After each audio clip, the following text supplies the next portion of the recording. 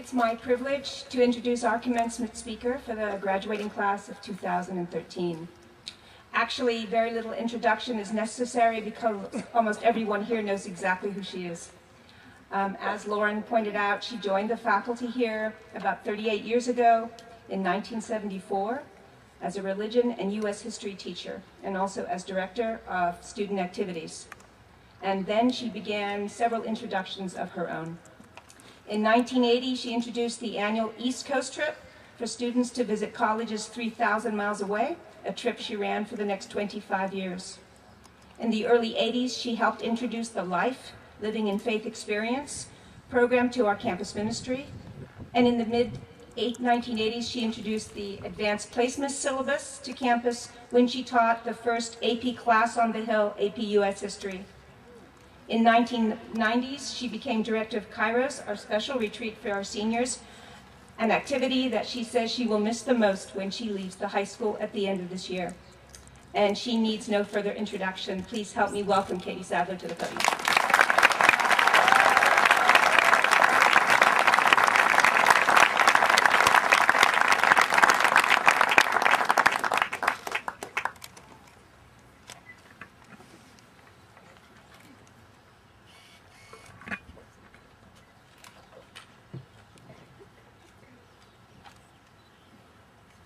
Sister Carolyn, our president, Sister Celeste, our principal, beloved faculty, dedicated staff, parents, beloved parents, and the graduating class of 2013. Welcome to our celebration. The time has finally come, and I'm truly honored to be speaking to you on this, your graduation day. When Sister Celeste asked me to deliver this commencement address, so many thoughts raced through my mind.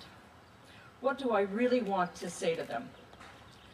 First of all, I have always been struck by the fact that your commencement speakers are never well-known eminent educators imported in or revered church spokespersons, or men and women with extensive knowledge of global affairs, medicine, business, the arts, social media.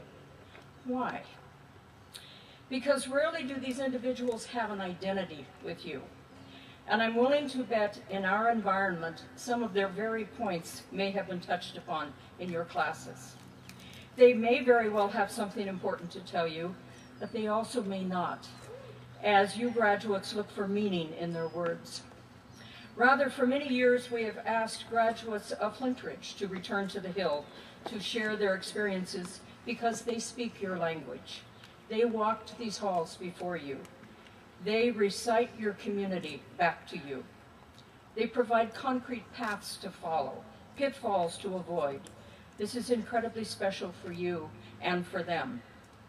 To begin with, as we sit here this evening on top of this mountain, I ask you to return in spirit to another very special mountain, a place you visited with your fellow seniors for 4 days during this last year. This, of course, was Kairos, an experience you mentioned over and over again in your kind words to me. This senior retreat was your time of reflection about yourself, your relationship with others, especially your family, and most importantly, your encounter with your God. I remember so well watching the transformation which took place in each and every one of you as you willingly listened to your class leaders and teachers, often far into the night. You left Kairos knowing beyond doubt that you were loved and treasured young women. You left Kairos with a strong sense of self and a growing comprehension of God's all-encompassing love for us. Do you also remember from Kairos that our second day was devoted to learning about who God was and how God fits into our lives? And on the third day, we responded back to God with our prayers of love and gratitude. Do you also remember from Kairos that we spoke of constant obstacles on this journey we call life, but that no matter what happens, no matter what may befall us, that because of the graces that God rains down upon us, that we will always possess the strength, the ability to go forward, to endure, and that this God will always love us, sustain us, and never abandon us. On the fourth day, after hearing Over the Rainbow, we spoke at length about keeping our experience alive in us. We knew how difficult it would be back here in Kansas, where there would be those who would tell us that Kansas was the real world, and that Kairos was just a common experience that would fade quickly. I reminded you then that the yellow brick road goes two ways, out into the world of which you are a part, and when you need it, back into your heart, where you will find your authentic self and where you will find your God. A favorite quote of mine from Scripture is of Jesus speaking to his disciples and saying, "I have much more to tell you, but you cannot bear it now. But when he comes, the Spirit of truth, he will guide you to all truth." What has been the message of your 4 years here, if not truth? Veritas. I ask you to believe that Veritas is not just an empty word to dust off each time you think of your school. No, but as I said at your farewell mass, and at the risk of repeating it again, because I will, Veritas is so many things. It is grateful parents, beaming as their daughter receives a medal, a certificate, a hug. Veritas is the gold, silver, multi-hued pins that adorn your red blazers. Veritas is Teddy Tolog, with her head askew, her nose that has disappeared, paws that no longer exist, and a spirited Tolog inside. Veritas is the soaring beauty of an elegant dance, especially a memory of my brother.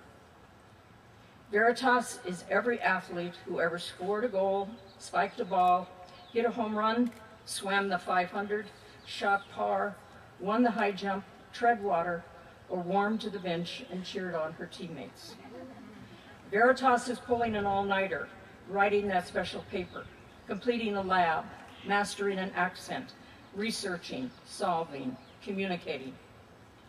Veritas is an international student, newly graduated, who calls Flintridge before boarding the plane for home, saying, "I miss you already."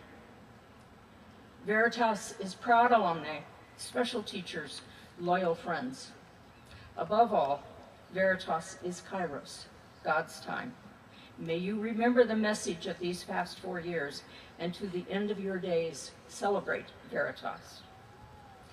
Now, a totally different subject. Listen to these words: kindness, gratitude, respect, joy, commitment, inspiration, confidence, memories, dedication, wisdom, spirituality, goodness, grace, blessings, leadership, faith, creativity, heart. Or these phrases: never give up, never forget.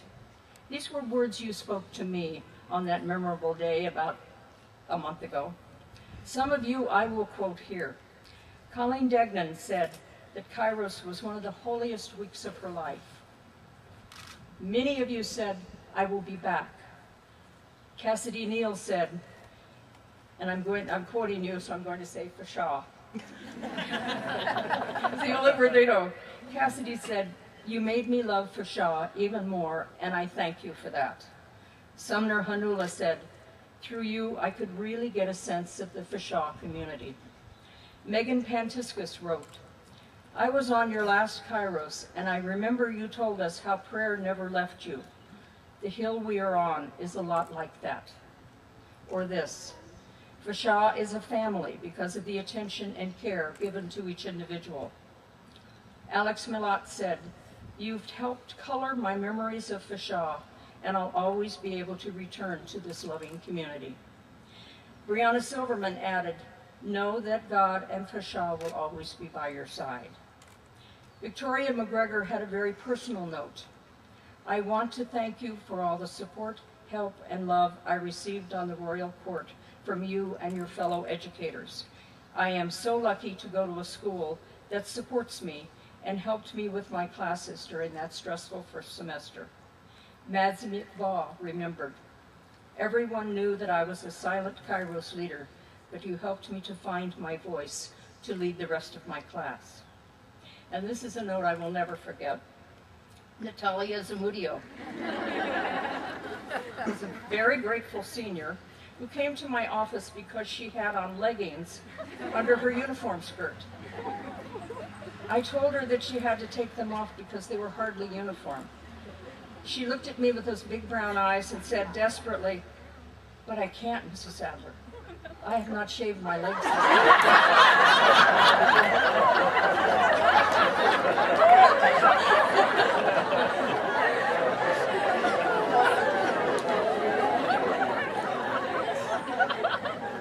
She was forever grateful that I wrote her an excuse for the day and told her to go home and shave her legs. One last beautiful memory. Mrs. Sadler, in October, as we were preparing for the first Kairos, you told me that you remembered my grandmother's funeral. Before this, I had no idea that you attended the funeral, let alone knew my grandmother. To me, my grandma was everything, and having one more link to her after she was gone was an amazing gift for you to give me. I will forever thank you for letting me see her one more time in you. Thank you so much for all that you have done for me and my school. Sydney Flynn. Why have I recited your thoughts back to you? Is it because I want to hear your adulation again? No, this is not about me. It is about you. As you express your gratitude, you are using words that you admire, wish to emulate, and that one day will be ascribed to you. You will be our legacy. You will be the proud woman who will return to the Hill with your daughters. It is because what you have said of me, you have said of Flintridge Sacred Heart Academy. You see, your school is not about the buildings or the stunningly beautiful environment that surrounds us, or even the remarkably intelligent and kind educators you have encountered. It is much more than that. Just as surely as I speak to you today about all of us being fabric, or being Flintridge Sacred Heart Academy, you now become part of that fabric. This legacy that has endured on top of the hill for over 80 years. Now you will be able to say, I am Flintridge Sacred Heart Academy. And last but not least on this subject, let me quote Juliet Hook, as if to prove what I've just said. She said, "Working on ASB has taught me how much love and care must be put into a school like Fashaw. And because of your love and care, I have become a strong, independent, spiritual, and passionate young woman. I owe everything to this school and the hard work and dedication put into it." And now, let us look forward. But before we go any further, I want you to find your parents' faces in the crowd. So just see them. Do you have any idea how proud they are of you tonight? Can you see their tears? This is one of those premier moments in a parent's life that they will remember along with the day you were born, when you said your first words, when you took your first step, your preschool days, your kindergarten graduation, your first prom. Remember always that they had to do the difficult things. I think I spoke about that on Kairos, as I said that we make many mistakes. It's never easy to be a parent, but the day will come for all of you when you're speaking to your own daughter or son, and the words that come from your mouth will bear a familiar tone, and you will hear yourself say, "My God, I've become my mother."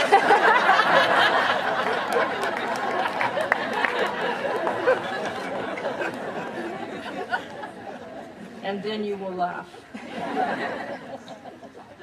Remember, live your life with a heart full of gratitude. So many people have and will continue to gift you with their presence in your life. They ask for nothing in return, yet you owe them constant gratitude. Live your life filled with respect for yourself and others. Life will show you a variety of people, especially as you go away to college in 2 months. How will you treat them? Will you accept them for who they are, the quirky ones, those who may think they are superior, those who are needy and begging to be included. God will not judge them, and neither should you. Where will your God be in your adult life? All religions have their core beliefs, and if you choose to follow them, it won't be easy. If you are Christian and you follow Christ, the message is clear. We live in a 21st century that admires and aspires to power. Yet if we wish to follow him, power is nowhere to be found.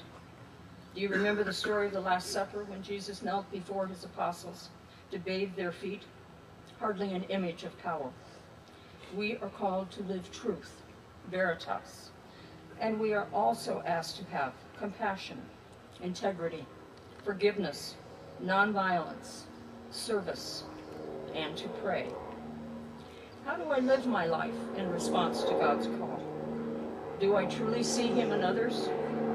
In the poor man at the bottom of the freeway ramp who asks for my money? In my parents who always seem to find time to listen to me? Do I see him in my teachers? Do I see God in myself? Do I live these values? Am I compassionate? Do I share what I have? Am I servant? Do I feed the hungry? Do I visit the imprisoned? Am I merciful? Do I pray? Certainly these are heavy questions to examine, especially since you're off to college. But we are called to be joyful as well. Life is not meant to be a downer, to be sad all of the time. A life well lived is a life which has known love, laughter, and fulfillment. It is a life in full community with God, always grateful and aware of that passage from Isaiah which says, "I have written your name on the palms of my hands." What a powerful statement.